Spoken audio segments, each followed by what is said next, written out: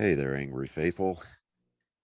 I just wanted to drop in, bend your ear a little bit, get your attention. So if you're not listening, drop what you're doing and pay attention to me because I'm here to inform you that not only can you get your daily, maybe if you're binging it, I'm not sure, that's entirely up to you, but you can multiply your doses of angry me fuckery by paying attention to all of the platforms upon which you can find either the dulcet tones of my voice and David's voice or my pretty face and David's not so pretty face. Anyways, digressing, we are on YouTube, we are on Spotify, we're on Rumble, we're on Google, Apple Podcast. We have a TikTok page. We're on Twitter, Instagram, and of course Facebook. So if you find yourself fuckery deprived, curl up with a nice hot mug of shut the fuck up and just listen. Open those ear holes and be prepared to be cream pied like it's the first time. Thanks for listening. Welcome, Angry Faithful. Today on Psychos and Sociopaths, we're going to talk about David Koresh. David Koresh was an American cult leader who played a central role in the Waco siege of 1993. Of course, I know where I was. I was still in school when this happened. But as head of the Branch Davidians, a religion sect and offshoot of Davidian Seven-Day Evangelists, Koresh claimed to be its final prophet. His apocalyptic biblical teachings, including interpretations of the Book of Revelations and the Seven Seals, attracted various followers. Coming from a dysfunctional background, Koresh was a member and later a leader of the Branch of Davidians, a movement originally led by Benjamin Roden based at the Mountain Camel Center outside Waco, Texas. Here, Koresh competed for dominance with other leaders, Benjamin Rotten's son, George, until Koresh and his followers took over Mountain Camel. Is that camel or camel? I think it's camel. I'm saying this right every time. Oh, Carmel. In 1987, in the early 1990s, he became subject to allegations of polygamy and child sexual abuse by former Branch Davidians associates. Long investigations by authorities found no conclusive evidence.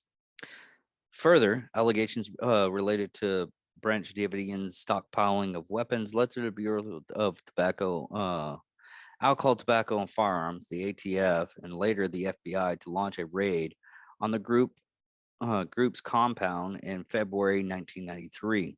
During the 51-day siege and violence that ensued, Koresh was wounded by ATF and later died of a gunshot wound in uncleared circumstances as the compound was destroyed in a fire. Now,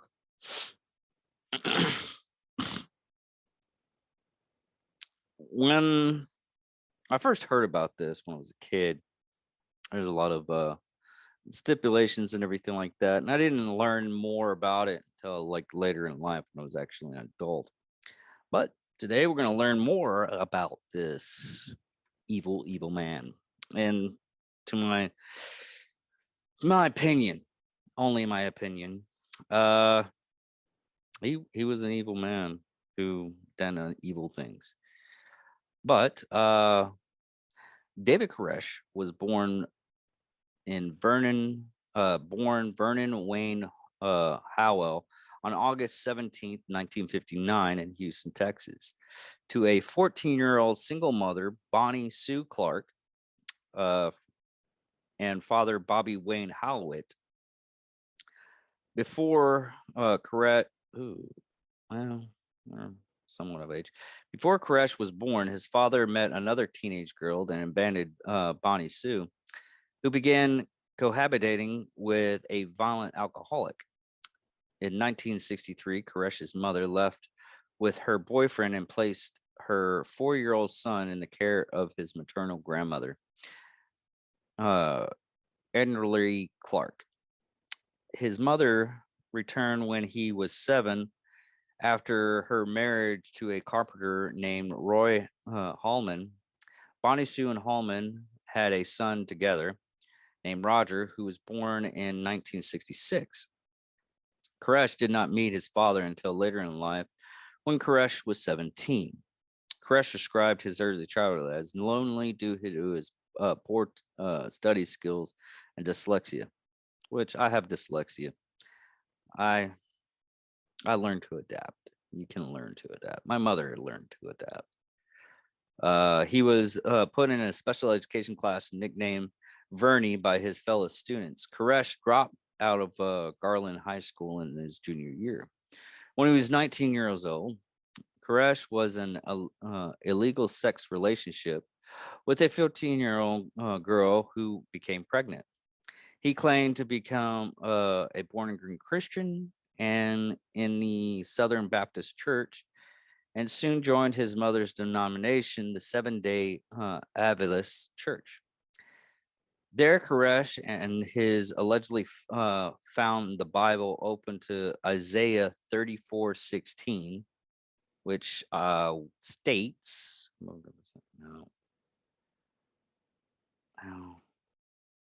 let me get the actual statement of this.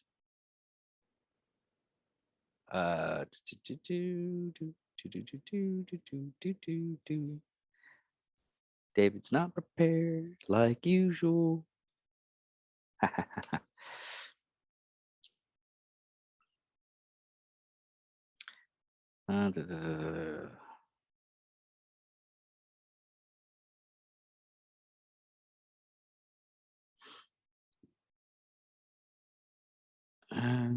It's, let me make sure this is it. The Isaiah 34 16 states, search from the Bible of the Lord and read. Not one of these shall fail, not one shall lack her mate, for my mouth has condemned it, and his spirit has gathered them. That's omnibus, but okay. Starting with none shall want for her. Convinced this was a sign from God, Koresh approached the pastor and told him that God wanted him to have his daughter for a wife. The pastor threw him out, and when he continued to persist and pursue his daughter, he expelled him from the congregation. Yeah, that's a no-no. Don't go after the pastors. I mean, he flat out just like, dude, read in the Bible. I'm taking your daughter, man. God wants it. Come on. You upset? Why? God said it. I'm not making fun of people that are Christian or anything like that. It's just some people just read something and become so infatuated with it, and it's beyond me at times. In 1981, Koresh moved to Waco, Texas, where he joined the Branch Davidians, not to be confused with the Davidian Seven-Day Activist Church. Benjamin Rotten, who died in 1978, had originated the Branch group in 1955 with new teachings that were not connected with the original Davidians. Koresh played guitar and sang in the church service at the Mountain Camel Center, the sect headquarters outside of Waco. Sorry, my throat's parched.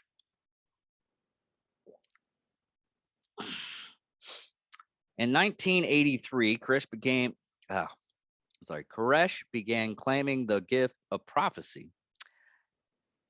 Yeah, and I'm going to butcher that last word. It's David something. Thibodeau, in his David Thibodeau, in his 1999 book, A Place Called Waco, speculated that he had sexual relationship with Luz Rotten, the widow of Benjamin Rotten, and the leader of the cult, who had then, in her late 60s, Koresh eventually began to claim that God had chosen him to father a child with Lois, who will be the chosen one. In 1983, Lois allowed Koresh to begin teaching his own message, calling the serpent's root, which caused conversation in the group. Lois' son George Rotten intended to be the group's next leader, and considered Koresh an interloper, which she was an interloper. And yeah, all rights and everything. Could you imagine that? I mean, in the 80s, you still had that. Well, we probably still have it here now too, but it's going out. It's like, no, I'm supposed to lead a leader. Mom, I want to be the leader. I'm supposed to be. Who is that guy? Is he my stepdad? Type of deal. Anyways, when Koresh announced that God had instructed him to marry Rachel Jones, who then added Koresh to her name, a period of calm ensued at the Mountains Camel Center, but it proved only temporary. A fire destroyed a $500,000 administration building and press. Rotten said Koresh started the fire, but Koresh replied that no man sets that fire, and that it was a judgment of God. Rotten claimed to have the support of the majority of the cult, forced Koresh and his group off the property at gunpoint. Koresh and around 25 followers set up camp in Pasadena, Texas, 90 miles from Waco, where they lived under the rough conditions and buses and tents for the next 2 years. During this time, Koresh undertook recruitment of new followers in California, the United Kingdom, Israel, and Australia. That same year, he traveled to Israel, where he claimed to have a vision that he was the modern day Cyrus.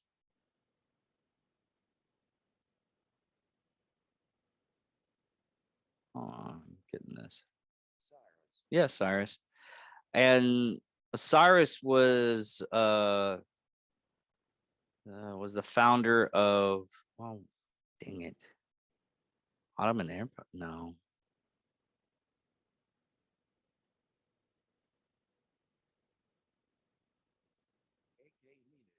Achaemenid Empire, the first Persian Empire. Under his rule, the empire embraced all previous civilization states of ancient Near East. So, big deal back in that day. I guess he thought he was a pharaoh. Anyway, man, this guy was so loopy. The founder of the Davidian movement, Victor Holdorf, wanted to be God's implement and establish the Davidic kingdom in Palestine.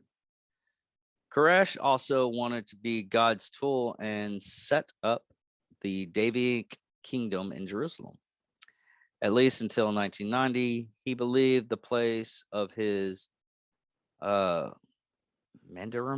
mine to be Israel. However, by 1991, he was convinced that the Mandarum would be in the United States instead of Israel. He said the prophecies of Daniel will be fulfilled in Waco, that the Mount Carmel Center, Carmel, was David's kingdom. After being exiled to Palestine, the Palestine camp, Koresh and his followers eked out a permanent existence. When Lois died in 1986, the exit branch. They even wondered if they would ever be able to return to Mount Carmel Center. But despite this displacement, Koresh now joined the loyalty of the majority of the Branch Davidian community. In 1987, Roden, Roden, Roden. God, I messed that up. Roden. Good Lord, just big words. Burial at least one body from the community cemetery. Exhumed at least one body. Okay. Rotten said he was just moving the cemetery, while Koresh claimed that Roden had issued a challenge to resurrect the body, and that whoever resurrected the body would be the new leader. Should just a little bit of necromancy. Koresh went to authorities to file charges against Roden for illegally exhuming a corpse, but was told he would have to show proof, such as a photograph of the corpse. Koresh seized the opportunity to seek criminal prosecution of Roden by returning to the Mountain Carmel Center. Could you imagine? I mean, I keep on having to say this, Mountain Carmel Center. But could you imagine if it was an actual mountain of Carmel? I'm just, my head is going there. I'm thinking, I wonder if it was delicious. When 7 armed followers allegedly attempted to get a photographic proof of the exhumation, Koresh's group was discovered by Ronan, and a gunfight broke out. When the sheriff arrived, Roden had already suffered a minor gunshot wound and was pinned down behind a tree. As a result of the incident, Koresh and his followers were tried with an attempted murder. At the trial, Koresh explained that he wanted to explain that he went to the Mountain Carmel Center to uncover evidence of criminal disturbance of a corpse by Roden. God, I'm gonna mix up that road all day now. Koresh followers were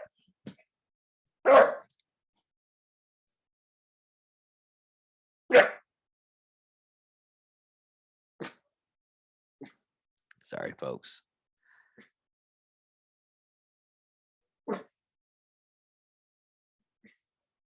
It's okay.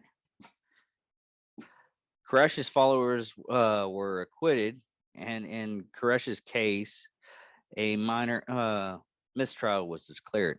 Good Lord.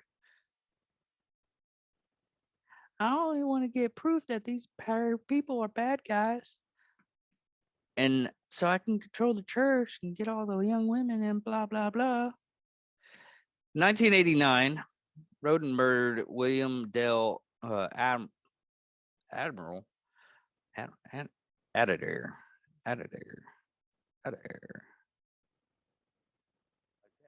Yeah, Adair. With an axe blow to the skull after Adair stated his beliefs that he himself was the true Messiah. Good Lord. There's a lot of messiahs going around here. Roden claimed the man was sent by Koresh to kill him. He was judged insane and confined to a psychiatric hospital at Big Screen, Texas. Since Roden owed thousands of dollars in unpaid taxes on the Mountain Carmel Center, Koresh and his followers were able to raise the money and reclaim the property. Roden continued to harass the Koresh factory by filing legal papers while in prison. When Koresh and his followers reclaimed the Mountain Carmel Center, they discovered that tenants who had rented from Roden had left behind a meth lab. This is all making sense now. Which Koresh reported to the police department and asked to have removed. What is Okay. I'm surprised he had it removed, honestly. Vernon Howell filed a petition in California State Supreme Court in Pomona on May 15th, 1990, to legally change his name for publicity and business purposes to David Koresh. On August 28th, 1990, Judge Robert Martinez granted the petition. Koresh is a biblical name of Cyrus the Great, a Persian king who is named a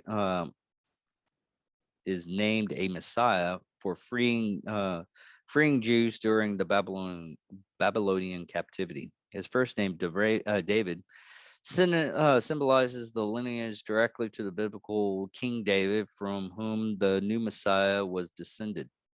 By taking the name of David Koresh, he was professed himself as a spiritual descendant of King David, a messianic figure carrying out the divine commissioned. Jesus, I'm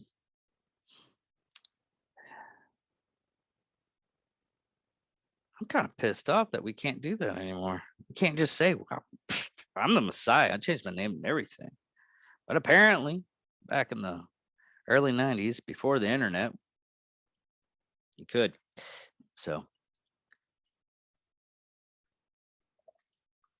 now, during this time frame, there was a lot of alleged of child abuse and statutory rape. Koresh was allegedly to have involved in multiple incidents of physically and sexually abusing of children. His doctrine of the House of David did lead to marriages with both married and single women and the Branch Davidians. This doctrine was based on the purpose of revelations that involved the production of 24 children by chosen women in the community. Jesus. Can you, God, I can't believe he convinced 24 women that he has to have 24 kids from different women. These 24 children were to serve as the 24 ruling elders over the millennium after the return of Christ. These were women purposely chosen through this doctrine, including at least one underage girl, Michelle Jones, who was the younger sister of Koresh's legal wife, Rachel, and the daughter of lifelong Branch Doreen Barry and Mary Bell Jones. A 6-month investigation of sexual abuse alleged by the Texas Child Protective Service in 1992 failed to turn up any evidence, possibly because the Branch Davidians concealed the spiritual marriage of Koresh to Michelle, assigning a segregated husband, David Timidoni, to the girl for a sake of appearance. Regarding the allegations of physical abuse, the evidence is less certain. In one widely reported instance, ex-member claimed that Koresh became irritated with the cries of his son Cyrus and spanked the child severely for several minutes on the consecutive visits to the child's bedroom. Damn. Fuck that guy. In the second report, a man involved in a custody battle visited Mount Carmel Center and claimed that to have seen the beating of a young boy with a stick. Finally, the FBI justification for forcing an end to the 51-day standoff was predicted on the charge that Koresh was abusing children inside the Mountain Carmel Center. Allegations had been made that he had fathered children with underage girls in the Branch Davidians. In the hours that followed, this okay. It trying to read this off of this thing, and it jumped on me. I'm sorry, folks, if it sounds like I'm getting confused. It's just it's where I'm reading this from. Whoever made this kind of just jumbled everything together. And the hours that followed the deadly confrontation, Attorney General Joe Reno told reporters we had specific information that babies are being beaten. However, FBI Director William Seasons publicly denied the charges and told reporters that they had no such information about child abuse inside the Mount Carmel Center. A careful examination of the other child abuse charges followed the evidence to be weak and ambiguous, casting a doubt of allegations. The allegations of child abuse largely stem from detractors and ex members. The 1993 Justice Department report, city allegations of child sexuality and physical abuse, child abuse and sexual abuse. Legal scholars pointed out that the Bureau of Alcohol, Tobacco, and Firearms had no legal jurisdiction in the matter of child protection, and these accounts appeared to have been inserted by the ATF to inflame the case against Koresh. For example, the account of former Branch Davidian Janet Buns is reproduced in a ATF affidavit. She claims that Koresh had fathered at least 15 children. He's got about, fuck it. With that's not a strong shoot right now. With various women and girls. That she had personally delivered 7 of these infants. Buns also claimed that Koresh was annually annulling all marriages of couples who joined the group and had exclusive sexual access to the women and the girls.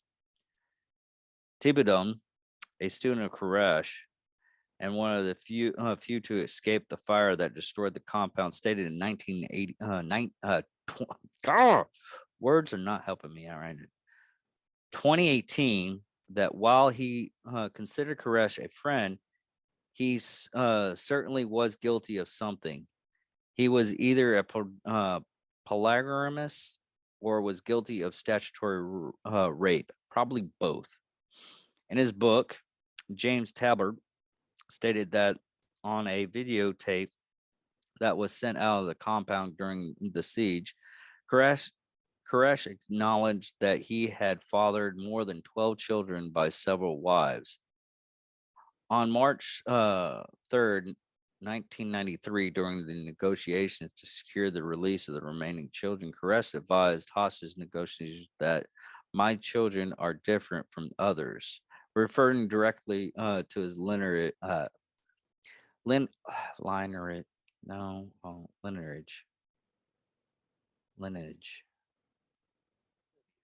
Lineage versus those children who he had previously released.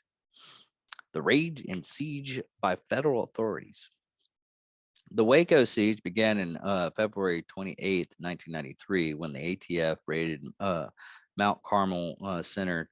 That ensued gun battle resulted in the deaths of 4 ATF agents, 6 branch Davidians, and shortly after the initial raid, the FBI hostage rescue team took command of the federal operation because the FBI has jurisdiction over incidents involving the death of federal agents. The negotiation team established contact Koresh inside the compound, communicating over in the next 51 days, including telephone exchange with various FBI negotiators. Koresh himself had been seriously injured by a gunshot as the standoff continued. He and his closest male associates negotiated delays so that he could write a religious document, which he had he had needed to complete before his surrender.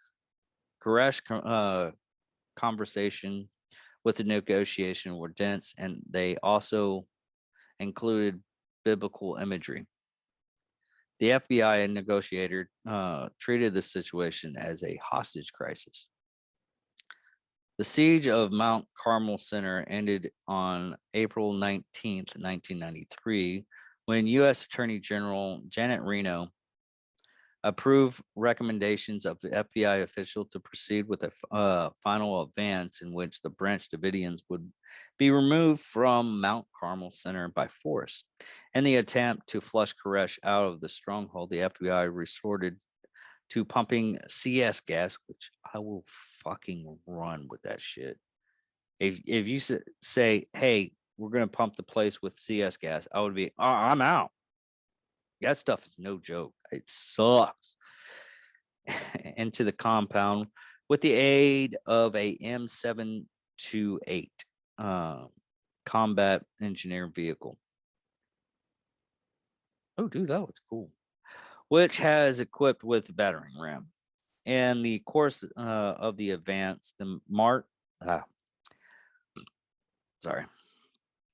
Carmel Center caught fire in its circumstances that remain disputed. Barricades inside the building, 79 Branch Davidians perished in the ensued blaze. 21 of these victims were children under the age of 16. Koresh, then 33, died of a gunshot wound to the head during the course of the fire. It is unknown whether he committed suicide or if he was killed. According to the FBI, Steve Snyder. Hold on. Yeah, Snyder. Koresh's right hand man, who probably realized that he was dealing with a fraud, shot and killed Koresh and then committed suicide by the same gun. The medical examiner reported 20 people, including 5 children under the age of 14, had been shot, and a 3-year-old had been stabbed in the chest. Jesus Christ. Ugh. In the aftermath, Koresh is buried at a Memorial Park Cemetery in Tyler, Texas. In the Last Supper section, several of his alum were released. Albums was released, including Voice of the Fire in 1994. In 2004, Koresh's 1968 Corvette Camaro had been damaged during the raid, sold for $37,000 at auction. It is now owned by Ghost Adventures host Zach Bagans. Timothy McVeigh and Terry Nichols cited the Waco siege as a motivation for the Oklahoma City bombing of April 19th, 1995, which was timed to coincide in the second anniversary of Waco's assault. 4 documentary films have been made about the siege, including different versions of Waco, The Rules of Engagement, Waco's New Revelation, Waco, The Big Lie, Waco, The Madman or Messiah. In 2018, BBC Radio 5 Live created a radio broadcast until it ends the day, which was about the death and life of David Koresh. His involvement in the Waco siege and the recruitment of people who lived in Nottingham, Manchester, and London into the Branch Davidians, the Court TV television series Mugshot released an episode about Koresh. A Mexican movie was made entitled hold on, Spanish word. Tragito and Waco, or the tragedy is I'm not even saying that. But that's about it on this guy, on David Koresh. He God. I of all the cults and everything like that I have to go over on these episodes, it's just I can't get people to do anything I want on a job site that needs to be done. And this guy just, dude, I fucked like 24 women. What? But anyways, everybody, I'll talk to y'all guys later. Just wanted to shout out that uh, if you're listening this and you're in the Wichita Falls area, O'Brien's is having a charity event uh, on Saturday, uh, June 11th. It's going to be an all day thing. They have raffles and everything like that. Just to let you guys know that we're going to be a part of it. We're going to volunteer our time. And if you're out there, come see us. And I will check everybody out later. Thank you for listening.